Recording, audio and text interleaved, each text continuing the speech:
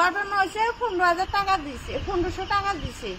তো আমি কইছি যে 1000 টাকা দিছে, যদি মানে তাহলে 500 টাকা লই আসি।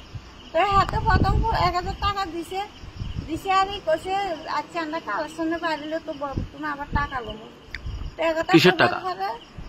চান্দা, রামুজার চান্দা প্রত্যেক বছর 5,000 6,000 টাকা করে তারা চা।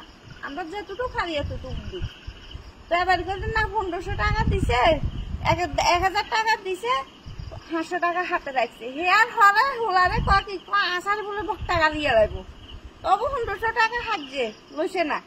লোকের হে চলিয়েছে। আমরা তারা পূজাত গেছি না, প্রসাদও লইছি না, কোনো আনন্দ উৎসবের কিছুতে নাই। আমরা বাড়ি ধরে রয়েছি।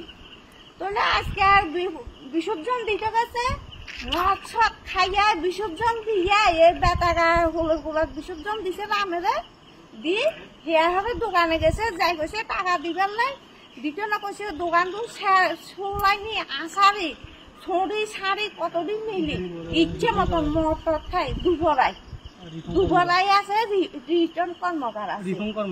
মারছে কারা? আপনার কে হয়? আপনার কে হয়? আমার স্বামীরে হেরা ধরে মারছে। আর আমার বাবা এখন কই আছেন? দুপুরাই আর রিটার্ন কর্মকার এখন হসপিটালে ভর্তি। আপনার বাড়ি কোন জায়গা? বছরের পরে হসপিটালে নিচে হিন্দুল রেফার করছে অনেক শান্তিবাজার হসপিটালে। আমার বাড়ি এসে পশ্চিম চরক পাই। পূজাটা কোন জায়গাতে হয়েছে? পুজোটা হয়েছে আমরা বাড়ির কাছে বারবার সেন্টারে। তারা RSS এর লোক, তারপরেও RSS এর লোক ওইয়া এরকম কাজ করছে কেমনে। তো আমরা বাড়িতে ওই চরক ভাই, তো আমার বাবার দোকান আছে বাইকার বাজারে। যারা মারছে কি তোমাদের এলাকার মানুষ? হ্যাঁ, যারা মারছে তারা আমরা এলাকার মানুষ। পাশাপাশি আমরা বাড়ি থেকে 5 বাড়ি দূরে তারা বাড়ি। ধ্রুব রয় বাড়ি এসে 5 বাড়ি দূরে, আর রিফন কর্মকার বাড়ি এসে আমরা এখানে মধ্যপাড়া ক্লাবের কাছে বাড়ি। তাই না, এরা কি করে? এটা থেকে একজনে বড় ভাই সে দীপক রায়, ধ্রুব রয় বাইকরাই স্কুলের মাস্টার। ধ্রুব রয় কিটা করে?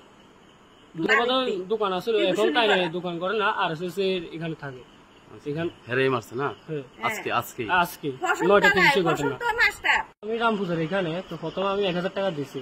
তারপর তাই না কইতে আছে 1000 টাকা দিছার জন্য আমি এটি রাখুন, কিন্তু খাতাতে নাম উঠিতাম না। আমি যদি কিনলে পত্র হয়তো আবার যেমন কালেকশন করতাম, আমার মধ্যে কালেকশন করতাম যে ঠিক আছে আমি বাবারে কল করি মানা করে দেবো টাকা ন দিবে। টাকা ন দিলেও তোর বাবা দেবো না, ন দিলেও কিব কিব কিন্তু বাবা ভালো করে জানে এই কথা। আমি কইছি যখন আমি টেবিলেতে যে 1000 টাকা রাখছি, 1000 টাকা লই চলি যেতাম লাগছি।